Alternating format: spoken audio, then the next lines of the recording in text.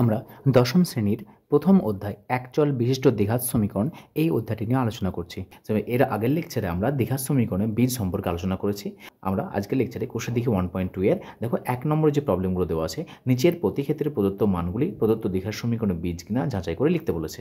তাহলে প্রথম নম্বর সমীকরণ দেখো x² + x + 1 = 0, 1 ও -1, এই 1 ও -1 এই দ্বিঘাত সমীকরণ বীজ হবে কিনা আমরা যাচাই করব। সো দেখো প্রথম প্রশ্নে দেওয়া আছে আমাদের x² + x + 1 = 0, এই যে দ্বিঘাত সমীকরণ দেওয়া আছে সেই দ্বিঘাত সমীকরণের 1 ও -1 এই সমীকরণ বীজ কিনা আমাদের যাচাই করতে বলেছে। সো বীজ হবে কি হবে না। তাহলে দেখো প্রথমত আমাদের শর্ত জানতে হবে যে বীজ জিনিসটা কি। আমরা জানি যে কোনো একটা দ্বিঘাত সমীকরণ, সেই দ্বিঘাত সমীকরণকে যদি আমরা সমাধান করি, সমাধান করলে আমরা এক্সের যদি এক্স যুক্ত সেই দ্বিঘাত সমীকরণ হয়, চলরাশি থাকে, তাহলে এক্সের যে মানগুলো আমরা নির্ণয় করি সেইগুলোকে বলা হয় বীজ। যেমন ধরে নাও যে x² + 5x + 6 = 0। তাহলে দেখো এটাকে যদি আমরা সমাধান করি, সমাধান করলে আমরা এরকম পাবো, x এর মান পাবো একটা -3 এবং x এর মান পাবো আমরা -2। তাহলে এগুলো কি বলা হয়? এগুলো সমাধান বলা হয়। তো এই যে সমাধান পেলাম, এই সমাধানগুলো যেগুলো পেয়েছি x এর মান, এই x এর মানগুলোকে বলা হয় বীজ। তাহলে এই যে দ্বিঘাত সমীকরণ, সেই দ্বিঘাত সমীকরণের বীজ কী হবে আমাদের? বীজ হবে আমাদের -3 ও -2।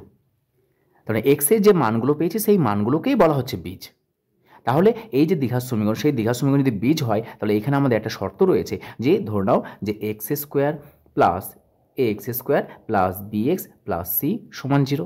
এটা একটা দ্বিঘাত সমীকরণ। তাহলে এই দ্বিঘাত সমীকরণের যদি বীজ আলফা হয়, বীজ বলতে কী হচ্ছে? এক্সের মান। তাহলে বীজ আলফা হলে এক্সের মান আমরা আলফা লিখতে পারি। তাহলে এটা যদি আমাদের এই দ্বিঘাত সমীকরণের বীজ হয়, তাহলে অবশ্যই এই দ্বিঘাত সমীকরণকে সিদ্ধ করবে।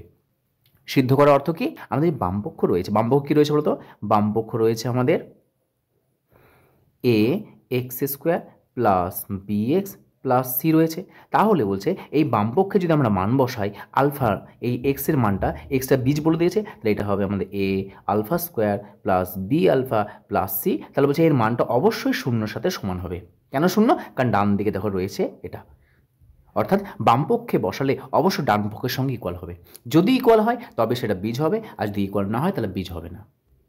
শুধুমাত্র আমাদের এই বেসিক জিনিসটা আমাদের প্রয়োজন। যেমন ধরে নাও x² + 5x + 6 = 0, এই যে দ্বিঘাত সমীকরণ ধরো -3 একটা বীজ, 2 একটা বীজ। তাহলে যদি আমরা -3টা বাম দিকে বসাই, তাহলে অবশ্যই ক্যালকুলেট করলে ডান দিকে 0 আসবে। যদি ডান দিকের সঙ্গে সমান আসে, ডান দিকে যে সবসময় 0 থাকতে হবে এরকম কোনো মানে নেই। এক কথায় আমরা বাম দিকে বসাবো, বামপক্ষে বসিয়ে যে মানটা পাবো সেটা যেন ডান দিকের সঙ্গে ইকুয়াল হয়, তবেই সেই মানটাকে, সেই এক্সের যে মান দেওয়া আছে সেই মানটাকে বীজ বলা হবে। এখানে আমাদের x² + x + 1 = 0, দেখো দুটো বীজ দেওয়া আছে, একটা দেওয়া আছে 1, একটা দিয়েছে -1। অর্থাৎ এই যে 1 দেওয়া আছে আর এই যে -1 দিয়েছে, এটা কার মান? এগুলো বলে দেওয়া আছে বীজ।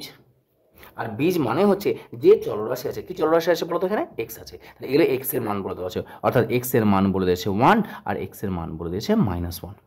এবার আমরা বাম দিকে বসাবো, বাম দিকে বসিয়ে যদি দেখি আমরা ডান দিকের সঙ্গে সমান আসছে, তাহলে বীজ হবে, না হলে হবে না। তাহলে বাম দিকে বসাও, তাহলে বাম পক্ষ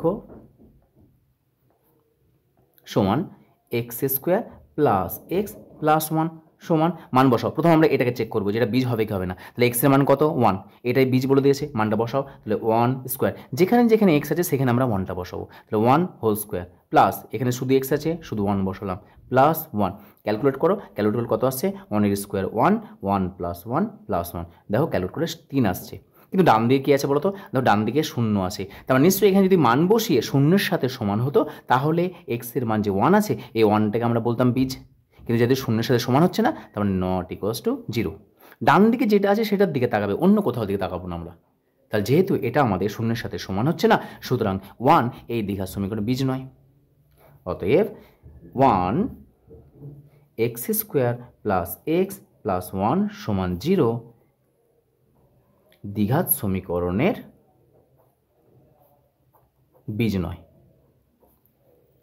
অনুরূপভাবে দেখো -1 দেওয়া আছে, অপর একটা বীজ কি দিয়েছে? -1, এটাকেও চেক করব একইভাবে। তাহলে বাম দিকে বসাও, বামপক্ষ x² + x + 1 মান বসাও। কত মান?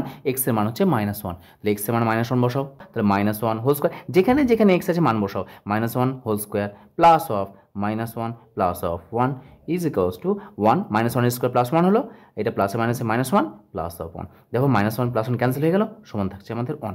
তাহলে বলো তো এই 1 পেয়েছি। আবার বলো এই যে আমাদের ডান দিক রয়েছে, সে ডান দিকে কত আছে বলো তো? 0 আছে। তাহলে ডান দিকে 0 আছে, কিন্তু আমরা এখানে কত পেলাম? এখানে দেখো আমরা পেয়েছি 1 পেয়েছি, সুতরাং আমরা নট ইকুয়ালস টু 0 পাচ্ছি। তার মানে এক্সের মান -1 এটাও কিন্তু বীজ নয়। তাহলে অতএব -1 x square plus x plus 1 সমান 0 দ্বিঘাত সমীকরণের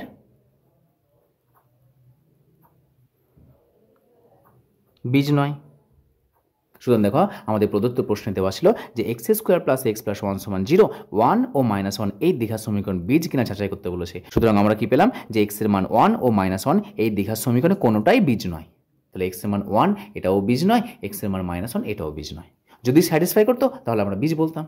তা শুধুমাত্র যখনই কোনো একটা দ্বিঘাত সমীকরণে আমরা বীজ নিয়ে আলোচনা করব, তাহলে অবশ্যই যে মানটা দিয়েছে যদি বীজ হয় তাহলে অবশ্যই সমীকরণটাকে স্যাটিসফাই করবে, নচেত সেই সমীকরণ স্যাটিসফাই না করে তাহলে সেটা তার বীজ হবে না। তো এইভাবে কোনো একটা সমীকরণ দ্বিঘাত সমীকরণে বীজ হবে কি হবে না এভাবে যাচাই করব।